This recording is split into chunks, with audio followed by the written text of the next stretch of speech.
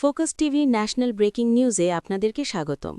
আসুন জেনে নিই আজকের প্রধান সংবাদ শিরোনামগুলো। সংসদে বিরল ইতিহাস, সরকারি দলের সংসদ সদস্যের মুলতবি প্রস্তাব গ্রহণ। ওমানের সুলতানকে সংহতি জানিয়ে প্রধানমন্ত্রী তারেক রহমানের চিঠি। ক্রীড়াক্ষেত্রে উন্নয়নের নামে মেগা দুর্নীতি হয়েছে, ক্রীড়া প্রতিমন্ত্রী। সংসদ নির্বাচনের ৩ আসনের ফলাফল চ্যালেঞ্জ করে হাইকোর্টে আবেদন। আমিরাতে ড্রোনের ধ্বংসাবশেষ পড়ে নিহত বাংলাদেশির পরিচয় মিলেছে।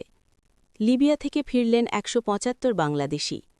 বিএনপি নেতাকর্মীদের ২৩,৮৬৫ মামলা প্রত্যাহার, সংসদে আইনমন্ত্রী। ৪ বছরে ৪ কোটি পরিবার ফ্যামিলি কার্ড পাবে। প্রাথমিক থেকে মাধ্যমিক পর্যন্ত সঙ্গীত শিক্ষা চালুর সিদ্ধান্ত সরকারের, সংস্কৃতিমন্ত্রী। প্রাথমিক বিদ্যালয়ের ২ লাখ শিশুকে বিনামূল্যে স্কুল ড্রেস দেওয়া হবে।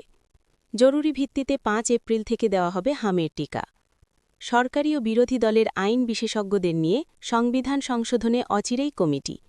ট্রাইব্যুনালে সিসিটিভি ভিডিও গায়েব, তদন্তে হার্ড ড্রাইভ বদলের তথ্য। এগুলোই ছিল আজকের সর্বশেষ সংবাদ শিরোনাম। আমাদের পরবর্তী সংবাদ দেখার জন্য ফোকাস টিভির সাথে থাকুন। ধন্যবাদ।